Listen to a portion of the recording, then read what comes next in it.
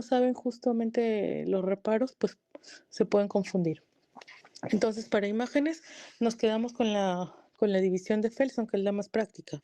Ahora, ¿quién me da los reparos? ¿No? Es importante que sepan los reparos, porque si bien es cierto anterior, medio y posterior, pero anterior desde dónde hasta dónde abarca, medio desde dónde hasta dónde abarca y posterior desde dónde hasta dónde abarca.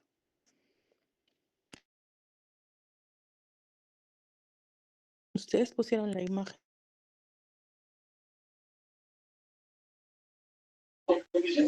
El anterior va a abarcar desde el parte anterior del pericardio. No.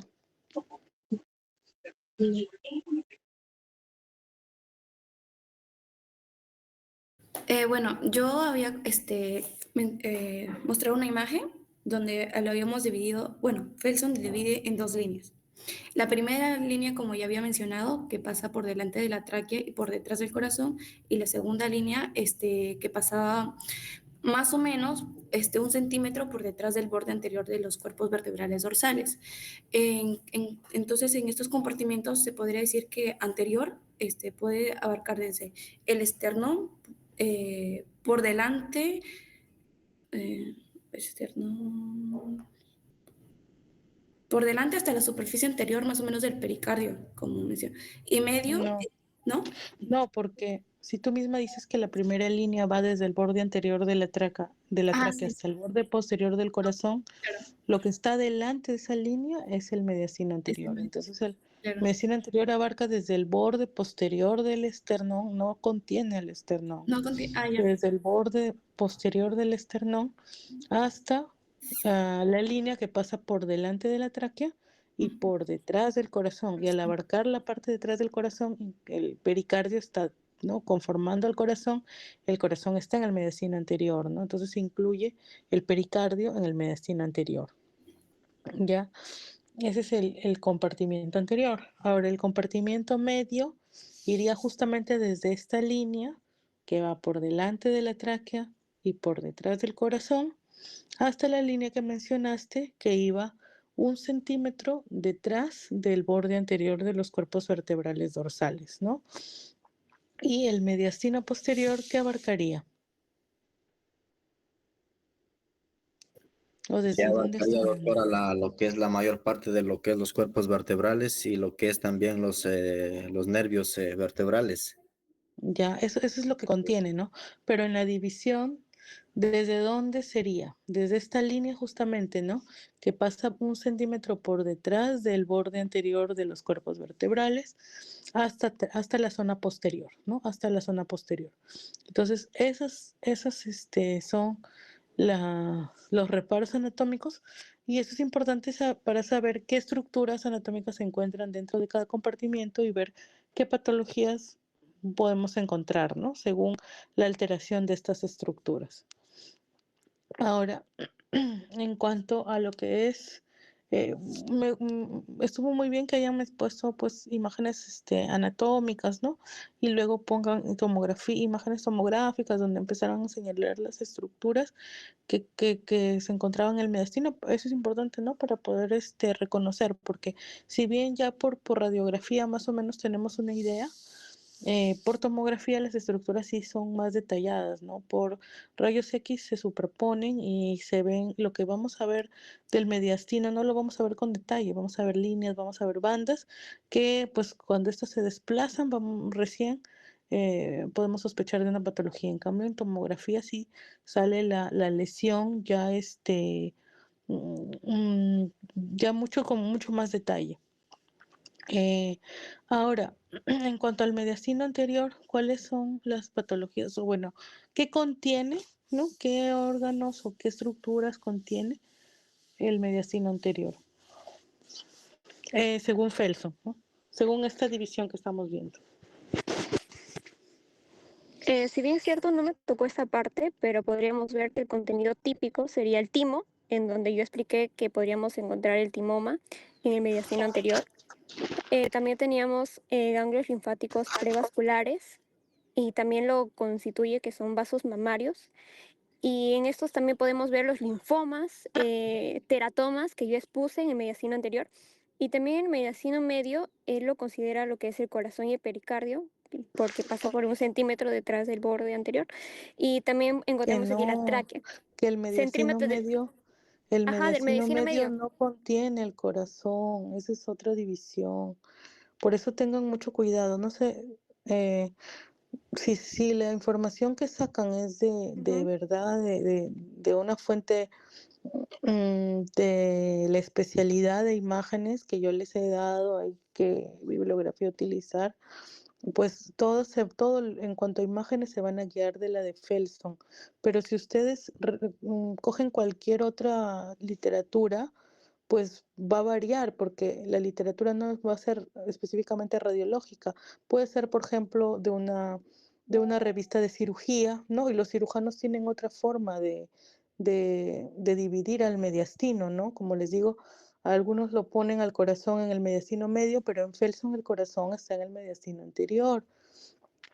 Entonces, lo que contiene el mediastino medio va a ser básicamente ganglios linfáticos, ¿no? Ganglios linfáticos en su mayor medida, ¿no? Entonces, la patología más frecuente también del mediastino medio va a ser aquella que altere estos ganglios linfáticos, ¿no? Como los linfomas. Y el mediastino posterior, ¿qué contiene? O cuál es la patología, cuáles son las patologías más frecuentes. Los tumores neurogénicos, Los tumores neurogénicos, ¿no? Los tumores neurogénicos en donde y se encuentran también schwannomas. las lesiones de los ganglios, porque ganglios vamos a encontrar en todo el mediastino. Sin embargo, ¿dónde va a ser más frecuente? En el mediastino medio, ¿no? Y las lesiones neurogénicas, como ejemplo, ¿cuáles? Un neurofibroma, un schwannoma. Ya los neurofibromas, los schwannomas, ¿no? Eh, entonces, estas son las patologías más frecuentes. Ahora, en el mediastino anterior hay una mnemotecnia, ¿no? Pues son 4 las patologías de mayor frecuencia. ¿Cuáles son? ¿Y cuál es la mnemotecnia?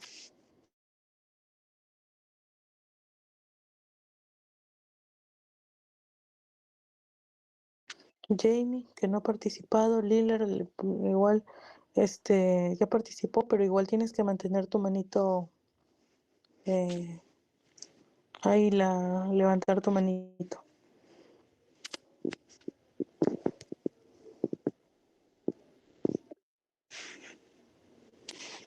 Doctora, no sé cuál es la mnemotecnia, sí, pero sé que como sería el mediastino anterior, sería más que todo la tiroides. El timo sería un timoma. En la tiroides lo que es bueno, los bocios. También los teratomas que yo expliqué y los linfomas no Hodgkin y Hodgkin. Ya. Pero Justamente esas son las 4 patologías más frecuentes, ¿no? Y si leen información de imágenes o de radiología, van a encontrar las famosas 4T, ¿no? Las 4T de timoma, teratoma, tiroides, ¿no? Esa es la mnemotecnia, tiroides, porque es la patología, la tiroides no se encuentra en el mediastino, ¿no? Pero cuando hay bocio endotorácico, sí, esta patología sí la vamos a encontrar en el mediastino. Y el linfoma lo colocan como terrible linfoma, ¿no? Por la T de terrible linfoma. Eso es algo mundial, o sea, ustedes van a leer cualquier literatura de imágenes como tal, de radiología, y cuando hablen del mediastino anterior les va a decir, hay una mnemotecnia, las 4T, ¿no? Y ahí les van a poner tiroides, que en inglés también empieza con T, timoma, que también, teratoma, que también, y linfoma terrible, ¿no? Así le ponen la T mayúscula, terrible linfoma. Entonces, esa es la mnemotecnia. Algunos mencionan una quinta T, ¿no? De aorta torácica, porque la aorta, si bien es cierto, pasa por el mediastino anterior en la aorta ascendente, el callado sí va más o menos por el medio y la descendente va por el posterior, pero en la aorta ascendente pueden haber aneurismas, ¿no? Aneurismas de aorta, que también dan la imagen similar en una radiografía, da una imagen que a veces es de un ensanchamiento mediastinal, ¿no? Entonces, Y si en una radiografía lateral se ve como esta opacidad está en el mediastino anterior, ¿no? Entonces, la patología de la aorta, como el aneurisma de aorta, también lo colocan a veces como la quinta T, ¿no? Aorta torácica, T de torácica. Entonces, ¿por qué? Como les digo, porque pues es muy similar. A veces uno ve la imagen y como ve una opacidad, no sabe si es un tumor, no sabe si es la aorta que está dilatada, ¿no? Pero ya en la tomografía ya uno ya va a definir exactamente qué estructura es la afectada y qué patología es, ¿no? Entonces esas son las 4T y a veces, como les digo, también consideran a la quinta T que es la de aorta torácica por las aneurismas de la aorta ascendente. Después en el mediastino medio, ¿qué estructuras? Ya sabemos. ¿Qué patologías son las más frecuentes? Aquí no hay mnemotecnia, el linfoma, ¿no? En el mediastino anterior también, si se dan cuenta, es el linfoma, una de las más frecuentes, ¿no? ¿Por qué? Porque como les dije, los ganglios se van a encontrar en los 3 compartimientos, ¿no? Siendo casi representativo del medio, ¿no? Del mediastino medio. Y en el mediastino posterior ya mencionaron, ¿no? Las lesiones neurogénicas son las más frecuentes. Muy bien, chicos. ¿Hasta aquí alguna pregunta de sus compañeros? Hay algunos que no han respondido, ¿no? No sé. ¿Alguna pregunta de sus compañeros?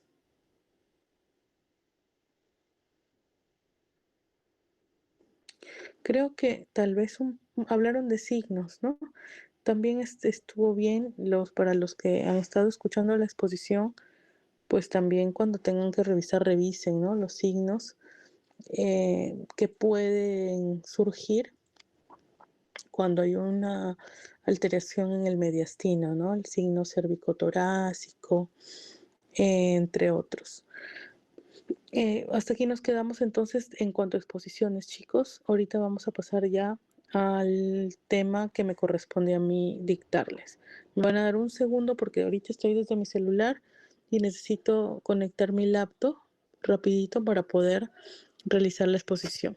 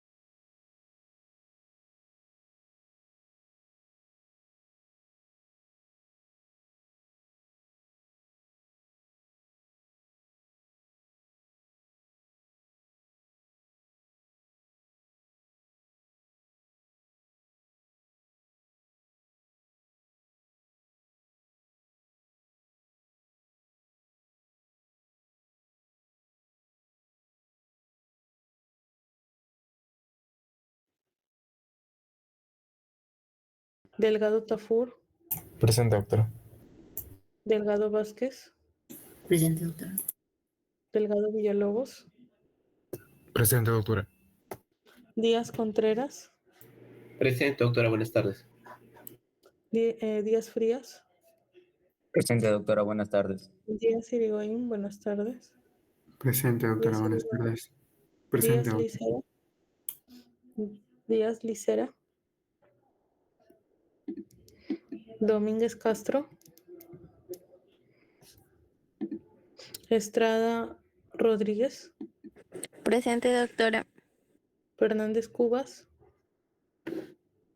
Presente. es la neuroradiología, cerebro, bueno, encéfalo, meninges, ¿no? Todo lo que incluye lo que es el cráneo con el contenido y también la médula espinal, ¿no? Y las vértebras. Ahora, eh, es importante, sabemos que para evaluar todo lo que es el cráneo y su contenido y la médula espinal, pues los métodos más utilizados y los métodos más recomendados son la tomografía y la resonancia magnética, ¿no? Ya que en ellos podemos ver el contenido del cerebro y también evaluar la parte ósea, ¿no? Que mejor se evalúa con la tomografía. Sin embargo, también tenemos los rayos X, ¿no?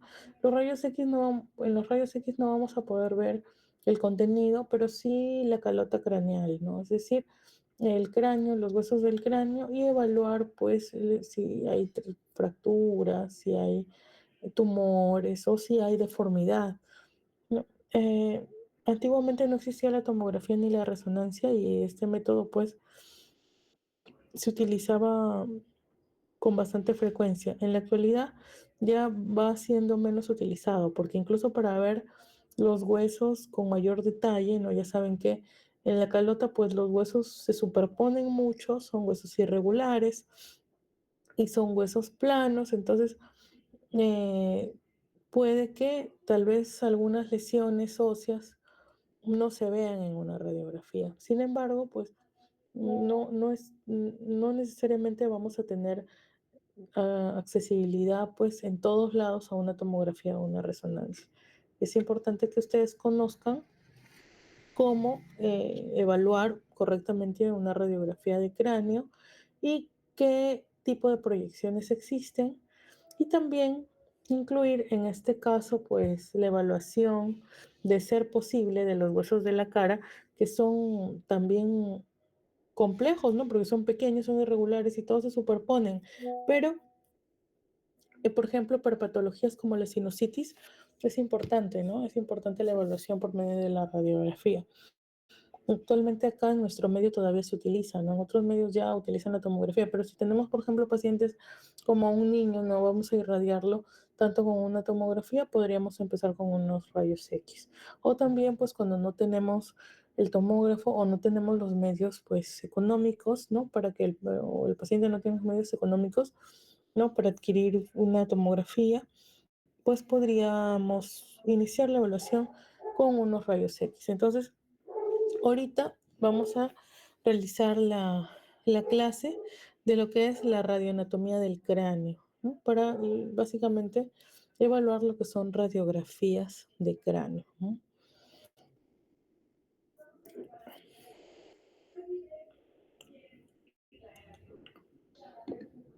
Sí se logra ver la pantalla, ¿cierto? Sí, doctora. Sí, doctora. Entonces, en cuanto a la radiografía de cráneo, se utiliza un estudio radiológico de la bóveda del cráneo y de las estructuras óseas asociadas, incluyendo pues partes de la cara, ¿no? Actualmente se solicita, como les decía, con menos frecuencia, sin embargo es importante, ¿no? Es importante en nuestro medio porque todavía la vamos a requerir. Eh, ¿qué, ¿Cuáles son las indicaciones de una radiografía de cráneo?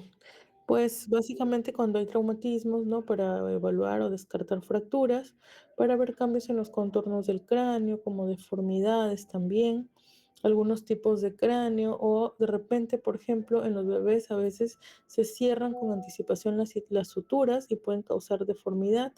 Pues también se puede utilizar los rayos X para para iniciar el diagnóstico, ¿no?, de las craneosinostosis.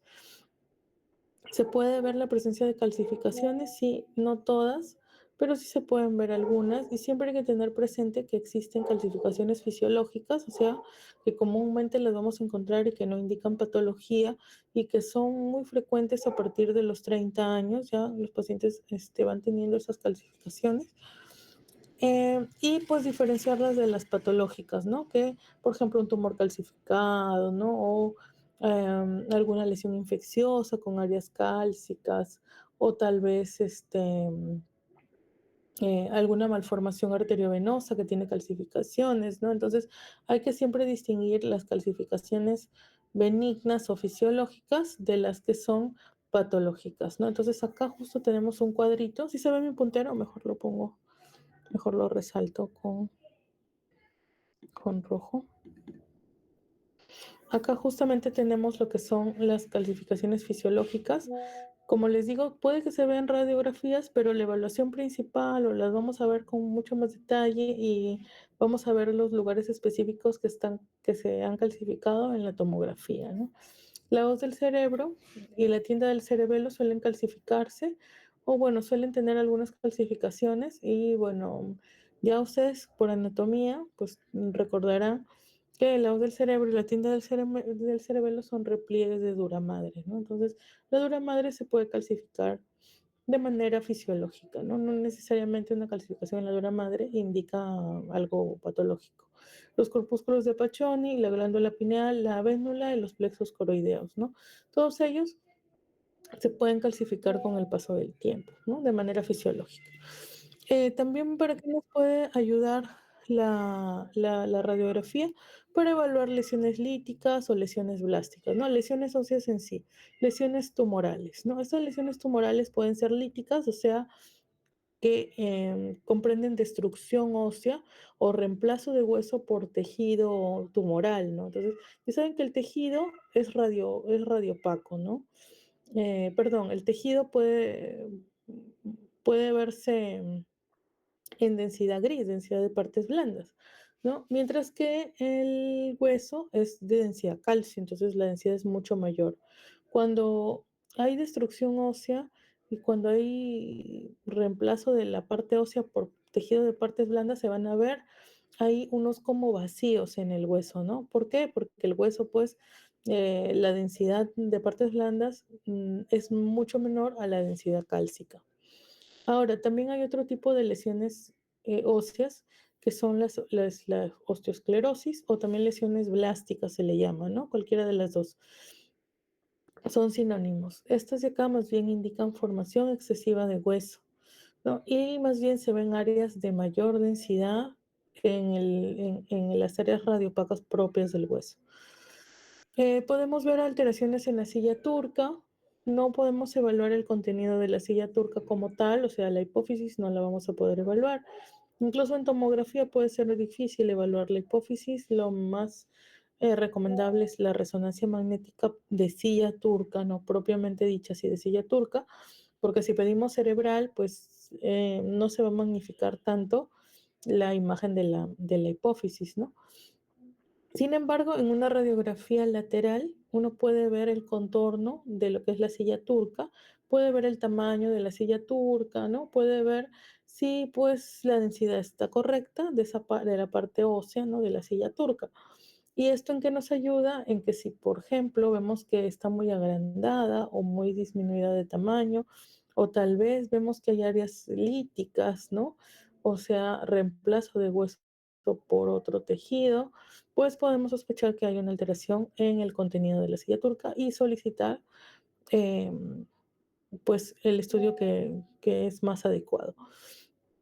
Y la otra indicación es cuando tenemos sospecha de alteración en los senos paranasales, ¿no? Como son la sinusitis o los tumores, ¿no? De senos paranasales, o los quistes o los pólipos en senos paranasales. Si bien es cierto, en una radiografía no vamos a poder distinguir uno de otro, si es sinusitis, si es pólipo, porque se va a ver como una opacidad.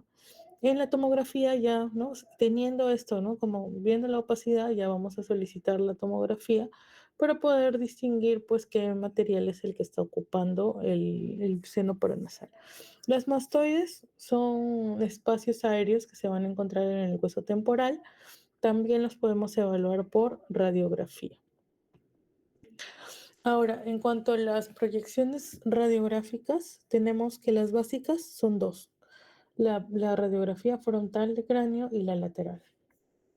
Esas son las proyecciones básicas. Sin embargo, pues tenemos proyecciones complementarias o adicionales, ¿no? Como son la de Caldwell, la de Towne y la de Waters, como ejemplos, ¿no? Porque en realidad son muchas, para ver zonas específicas de algún área ya sea de la cara o del cráneo. ¿Por qué existen? Porque antiguamente, como les mencionaba, no había tomografía, no había resonancia y pues, por ejemplo, habían algunas zonas que eran más difíciles de evaluar simplemente con estas dos proyecciones. Entonces, se intentaba pues con la posición del paciente y con la posición del tubo de rayos X, se intentaba pues enfocar, por decir así, otras zonas, ¿no? que pudieran pues evaluarse mejor. Entonces, vamos a empezar por las dos primeras proyecciones y luego vamos a hablar de las otras tres que son las más comunes, ¿no? Que se piden de manera adicional, o que se pueden solicitar, y cuándo, ¿no? Y por qué y para qué, qué personas evalúan con mayor claridad. En cuanto a las dos primeras, la proyección frontal puede ser antero-posterior, es decir, mirando el tubo de rayos X, o puede ser posterior-anterior, es decir, dándole la espalda al tubo de rayos X. Es una posición neutra en la cual pues, el paciente está de frente o mirando hacia el chasis, pero sin angular la cara, ¿no? Entonces, no va ni a estar dirigiendo el rostro hacia arriba ni hacia abajo. Y el tubo de rayos X también se va a encontrar a la misma distancia, sin angular. Entonces va a formar un ángulo de 0 grados. Y esta es la imagen que vamos a obtener, que es la que con frecuencia ustedes pueden o han podido apreciar, ¿no? Y nos va a dar una visión general del cráneo, ¿no?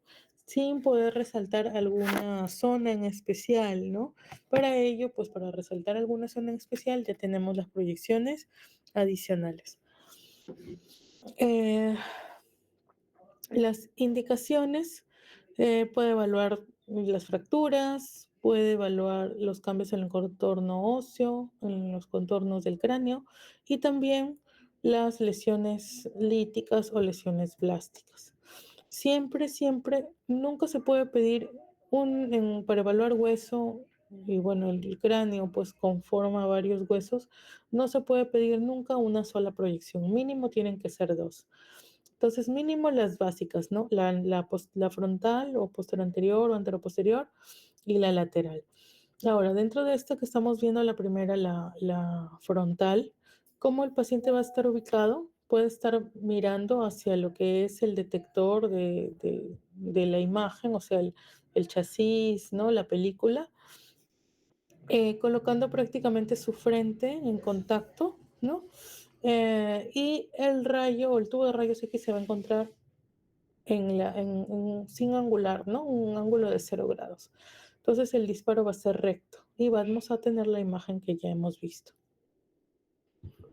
Acá tenemos la imagen también como para determinar qué zonas se pueden evaluar del cráneo.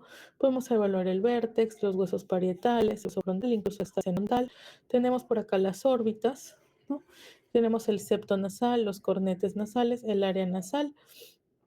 Acá está el seno maxilar, pero en realidad está superpuesto. Esta radiografía no ayuda para observar senos paranasales maxilares, ¿no? El frontal sí, pero los maxilares no.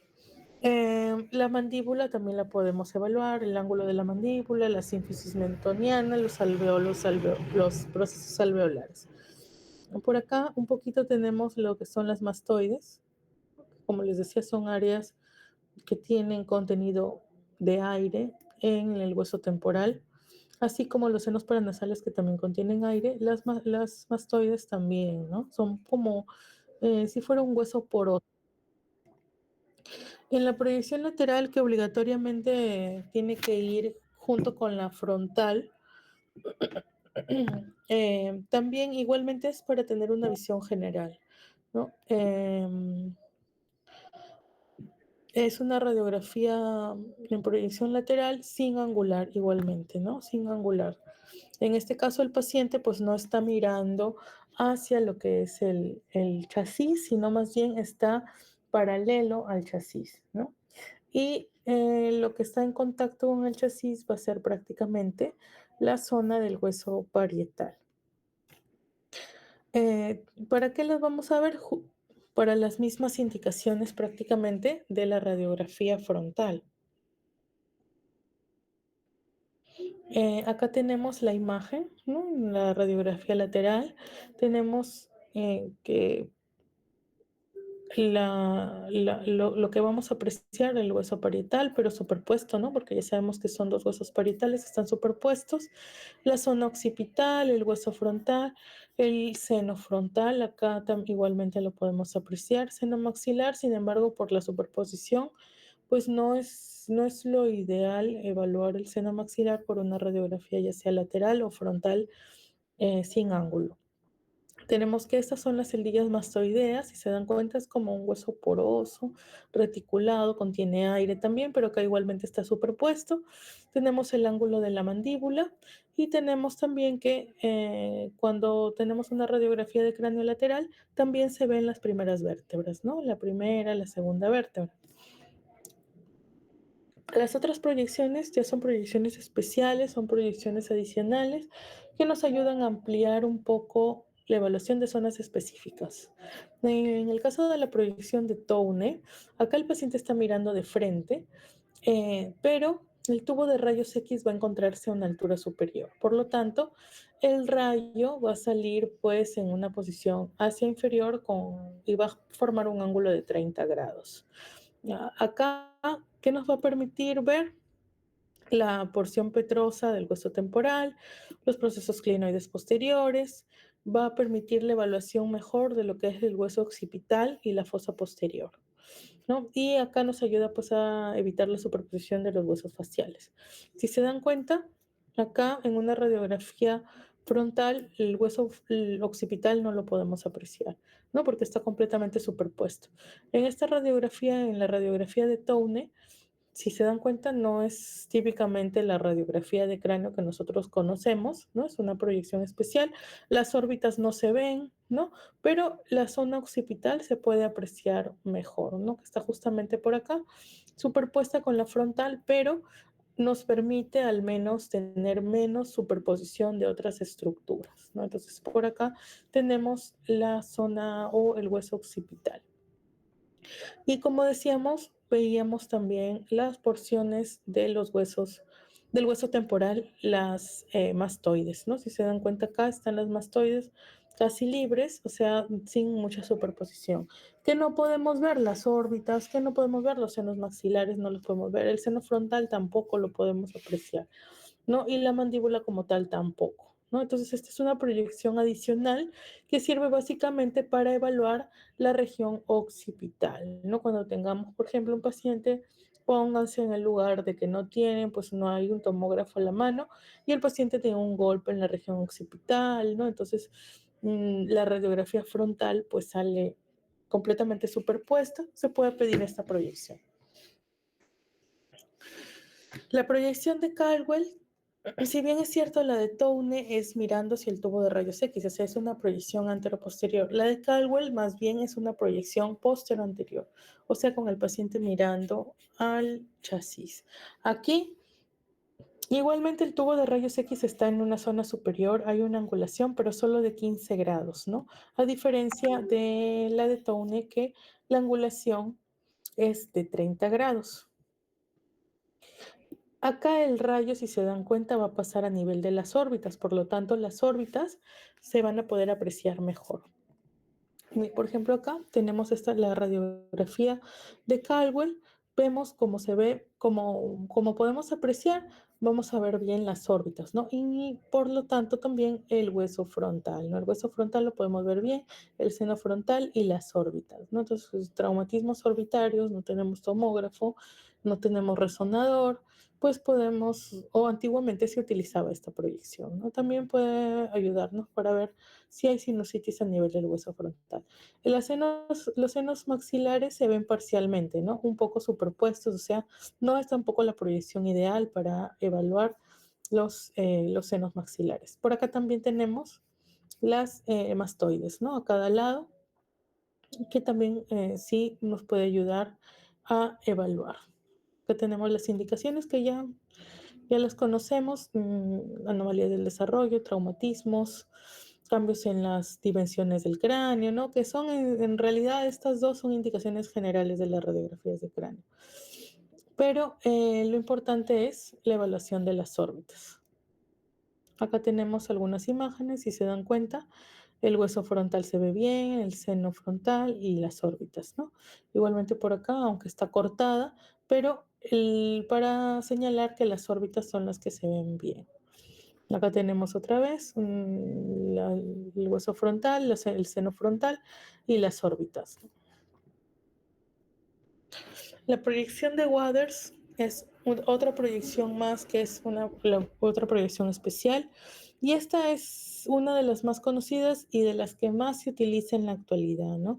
También llamada proyección occipitomental. Acá también es una proyección en ángulo en la cual el paciente más bien ya no está mirando de frente, sino está mirando hacia arriba.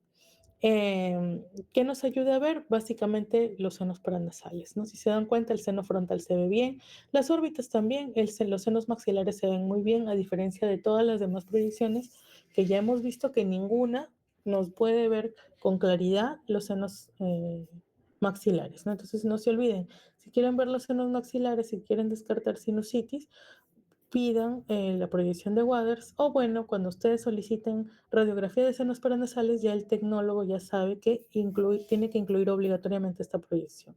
Entonces, los senos frontales, los senos frontales, el seno maxilar, por acá un poco de los celdillas etmoidales, y a veces cuando hay mucha angulación, o sea, cuando el paciente está mirando bastante hacia arriba y con la boca abierta, que es una proyección, una derivada de la de Waters, ¿no? La de Waters con boca abierta, porque hay Waters con boca abierta y Waters con boca cerrada, a veces se puede ver incluso hasta el seno esfenoidal. Entonces acá, fracturas, que es la típica, lo que siempre, como son parte ósea, la que vemos en la radiografía, siempre vamos a poder descartar fracturas y sinusitis, ¿no? La sinusitis. Por acá tenemos nuevamente los senos maxilares, seno frontal, celdillas etmoidales y, bueno, a veces se puede ver incluso el seno esfenoidal. Y también, si se dan cuenta, las mastoides también se ven muy bien. Por acá, algunas imágenes de la proyección de Waters, seno frontal, senos maxilares, ¿no? Acá a cada lado las celdillas etmoidales. Esta, por ejemplo, es con boca cerrada, a diferencia de acá que es con boca abierta. Acá también boca cerrada, seno frontal, senos maxilares. Por acá tenemos un poco de celdillas etmoidales. Algunas imágenes para reconocer. Por ejemplo, acá esta es una radiografía en lateral. Si se dan cuenta, podemos ver pues el contorno, ¿no? De los huesos, la silla turca, si se dan cuenta por acá. Esta es la silla turca. Y vemos imágenes como algodonosas, ¿no? Radiopacas, no son lesiones blásticas, ¿no? Son lesiones formadoras de hueso. Acá se trataba de una enfermedad de Payet en donde el metabolismo del calcio es el que está alterado, ¿no? Y se puede depositar y puede generar estas lesiones blásticas. Por acá, bueno, tenemos un cuerpo extraño y esa es una proyección de Caldwell. Vemos acá los senos frontales, si se dan cuenta, senos maxilares están superpuestos. Y bueno, acá se trataba de un caso especial, ¿no? Acá había un cuerpo extraño que había perforado pues la parte ósea y como estaba en la zona nasal, ingresa el aire, ¿no? Hacia la órbita. Y por acá tenemos unas imágenes radiolúcidas que son enfisema, ¿no? Ha ingresado el aire a las partes blandas. Y la famosa sinusitis, ¿no? Como ven acá, Esa es una proyección de Waters. Aquí está el seno maxilar derecho, el seno maxilar izquierdo, y en lugar de estar todo neumatizado, solamente esta parte está neumatizada y el resto está opaco porque hay contenido inflamatorio, ¿no? Y si se dan cuenta acá, el seno frontal igualmente tiene un área radiopaca y un área radiolúcida superior con una línea, ¿no? Igual que la línea acá, que indica un nivel hidroaéreo, ¿no? O sea que hay líquido y hay aire en esa cavidad. Acá lo importante, la fractura, ¿no? Si bien es cierto acá el seno maxilar izquierdo está opacado, o sea, también debe haber ahí algún contenido, puede ser inflamatorio, puede ser hemorrágico también, porque el paciente ha tenido el antecedente de un traumatismo, ¿no? Pero es importante que ustedes conozcan y vean cómo se ve una fractura, ¿no? Así, una fractura de cráneo. Lesiones líticas, como les decía, son como huecos en el hueso, ¿no? Son zonas donde el hueso está destruido, por lo tanto se ven como huequitos, ¿no? Igual acá, paciente con antecedente de cáncer de mama, metástasis ósea. Acá tenemos más lesiones radiolúcidas, que son lesiones líticas, de aspecto apolillado, de aspecto permeativo, o también dando el famoso cráneo en sal y pimienta típico del mieloma múltiple. Muy bien, chicos, ¿aquí alguna pregunta? ¿Hasta aquí? No, doctora. Ya, a ver. Miren, ya de lo que habían como 40 y tantos, ya solo hay 38. O sea, ah, me dejan a mí hablando y se van. Como dicen, ya la clase está grabada, ya se van. Por eso es de que ya no vamos a hacer clases. Esta ha sido virtual porque su compañera había tenido que viajar y bueno, tenían que exponer sí o sí. Y ya me había pedido permiso con anticipación. Pero ya no más vamos a hacer clase virtual, porque si no entran y como la clase se graba, ya no les importa. Juan Carlos, solo hay 38. 38 conectados nada más. Doctora, Y yo he revisado la disculpe. asistencia y solo hay 6 que han faltado. Entonces no se correlaciona, pues, ¿no? Porque antes habían como 44, más algunos otros más, y ahorita solamente hay 38. De aquí vamos a volver a pasar lista. ¿Qué pasó? ¿Alguien que levantó la mano y quería participar?